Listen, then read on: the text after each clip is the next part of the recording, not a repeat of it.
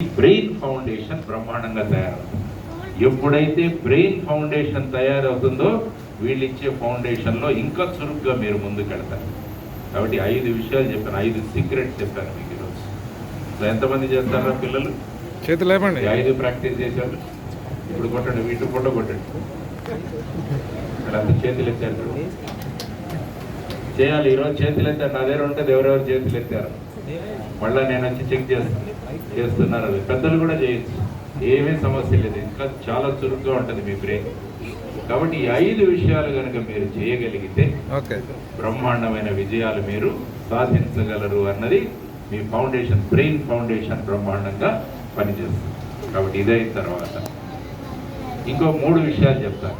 మా గురువు గారు ఏపీజే అబ్దుల్ కలాం గారు చెప్పారు. చాలా మంది పిల్లలు నన్ను అడుగుతుంటారు ఎక్కడికి వెళ్ళినా, సార్ మా జీవితంలో ఏం గోల్ పెట్టుకోవాలి, what should be our goals in our life sir అని అడుగుతుంటారు. కాబట్టి అబ్దుల్ కలాం గారు చాలా చక్కగా చెప్పారు.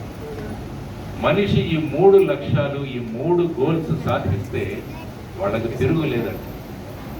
మొదటి గోల్, మొదటి లక్ష్యం, మీ అమ్మా నాన్నలు మిమ్మల్ని చూసి గర్వపడాలి అన్నది మొదటి గోల్, మీ లక్ష్యం. మీరు రోజు ఫోన్లో కూర్చుంటే మీ అమ్మా నాన్నలు గర్వపడతారా మిమ్మల్ని చూసి? చెప్తుంటారు ఫోన్ వదిలే, ఫోన్ వదిలే, ఫోన్ వదిలే చెప్తుంటారు. కాబట్టి అమ్మా నాన్నలు గర్వపడేలా మీరందరూ కూడా బ్రహ్మాండంగా ఎదగాలి. ఈ మధ్య కొత్త ఇదొక రోగం వచ్చేసింది అందరికీ, ఫోన్. కాబట్టి పిల్లలకు నేను చెప్తున్నాను, ఈ ఫోన్ ఎట్లాంటిదంటే ఒక కత్తి లాంటిది. కత్తి అమ్మకిస్తే ఏం చేస్తుందమ్మా? కూరగాయల కోసం. అమ్మ బ్రహ్మాండంగా కూరగాయలు కట్ చేస్తుంది కదా. అదే కత్తి తీసుకెళ్ళి ఒక డాక్టర్కి ఇస్తే ఏం చేస్తాడు డాక్టర్? ఆపరేషన్లు చేస్తాడు, బ్రహ్మాండంగా చేస్తాడు. అదే కత్తి ఒక క్రిమినల్కి ఇస్తే ఏం చేస్తాడు? పొడుస్తాడు. కాబట్టి ఇది కూడా అలాంటి కత్తి. ఈ కత్తిని ఎలా వాడుకుంటున్నారు అన్న దాని మీద మీ భవిష్యత్తు ఆధారపడిపోతుంది. దీన్ని చక్కగా కూరగాయలు కట్ చేసే కత్తిలాగా వాడితే ఉపయోగం. అంటే ఇందులో ఉండే యూట్యూబుల్లో మంచి విషయాలు, ఇన్నోవేషన్స్, గొప్ప గొప్ప విజయాలు సాధించిన వాళ్ళ గురించి ఇందులో చూస్తే బ్రహ్మాండం. లేదంటే రీల్స్ అని వస్తున్నాయి మధ్యలో, రీల్స్. నేను మొన్న ఎయిర్పోర్ట్కి వెళ్ళాను, హైదరాబాద్ ఎయిర్పోర్ట్. ఇద్దరు వచ్చారు, ఒక హస్బెండ్ వైఫ్.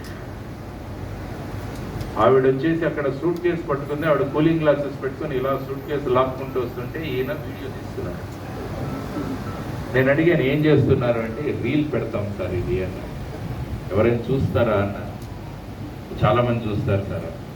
సరే, మళ్ళీ ఒక నెల తర్వాత కలిసి మళ్ళీ వాళ్ళు ఇంకోటి ఏదో రీల్ చేస్తున్నారు. అప్పుడు అడిగాను వాళ్ళని, ఏమైంది మీ ఆ రోజు రీల్ అంటే, సార్ ఈ ఒక నెలలో 30 లక్షల మంది చూశారు సార్.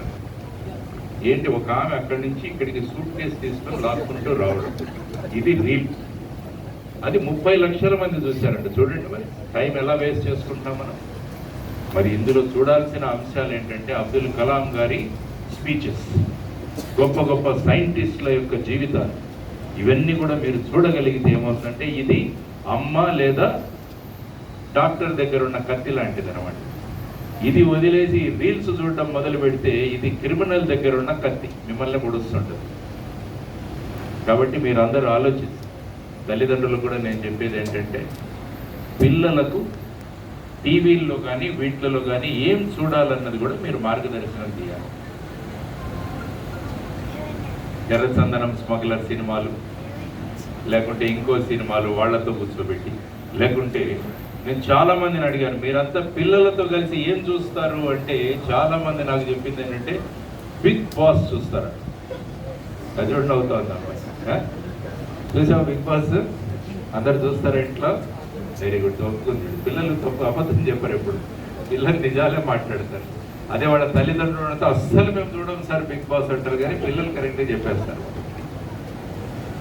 అట్లా చెప్పారు నాకు. సార్ అందరూ చాలామంది బిగ్ బాస్ చూస్తున్నారంటే నేనేమనుకున్నానంటే, కొమరం భీం చూపిస్తారేమో బిగ్ బాస్ అంటే. తెలంగాణకు కొమరం భీం బిగ్ బాస్ కదా, గొప్పోడు మనిషి. రాణి రుద్రమని చూపిస్తారేమో బిగ్ బాస్లో, లేదంటే అల్లూరి సీతారామరాజును చూపిస్తారేమో, భగత్ సింగ్ను చూపిస్తారేమో అని నేను కూడా ఇంటికి పోయి టీవీ ఆన్ చేసి చూస్తే ఇట్లాంటి ఒక 2-3 రూములు కలిపినది ఒక పెద్ద రూమ్ ఉంటుంది. అందులో 15 మంది ఉన్నారు. విచిత్రంగా మాట్లాడుకుంటున్నారు, విచిత్రంగా డ్రెస్సింగ్ చేసుకొని ఉన్నారు. వాళ్ళు ఉదయాన్నే లేచి పళ్ళు తోముకుంటున్నారు, బ్రష్ చేస్తారు. కొంతసేపు అయిన తర్వాత కిచెన్కి వెళ్ళి కూరగాయలు తరుగుతున్నారు, కొట్లాడుకుంటున్నారు వాళ్ళల్లో వాళ్ళు. ఇది రోజుకు 2-2.5 గంటలు పిల్లలతో పాటు కూర్చొని తల్లిదండ్రులు ఆనందిస్తున్నారు. ఇందులో ఏమొచ్చిందో నాకు అర్థం కాదు. మళ్ళా మొన్నే నాగార్జున కనిపించాడు టీవీ. నెక్స్ట్ బిగ్ బాస్కి రెడీగా ఉండండి అని మీకు అంతా చెప్తున్నాడు. అంటే మీ పిల్లల భవిష్యత్తును, మీ ఫౌండేషన్లను మూసేయడానికి వస్తున్న సీరియలే బిగ్ బాస్. ఇక్కడేమో పూర్ణచంద్రరావు గారు నేను ఫౌండేషన్ వేస్తానని వస్తుంటే, ఈ టీవీ వాళ్ళు వచ్చి మీ ఫౌండేషన్లను పూర్తి చేయడానికి వస్తున్నారు. ఆలోచించండి, ఏం చూడాలో ఆలోచించండి ఒక్కసారి.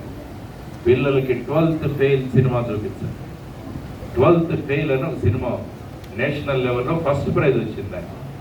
అది ఏం చూపిస్తుందంటే, ఒక 12th ఫెయిల్ అయిన మనోజ్ శర్మ అనే పిల్లవాడు నేను సివిల్ సర్వీసెస్లో పాస్ అవ్వాలని కష్టపడి డిగ్రీ పాస్ అయ్యి ఢిల్లీకి వెళ్ళి రాత్రిపూట పిండి మరలో పనిచేసి సివిల్ సర్వీసెస్ పరీక్షకు రాసి ఆ అబ్బాయి IPS సెలెక్ట్ అవుతాడు మనోజ్ శర్మ. ఇది చూపిస్తాడు 12th ఫెయిల్.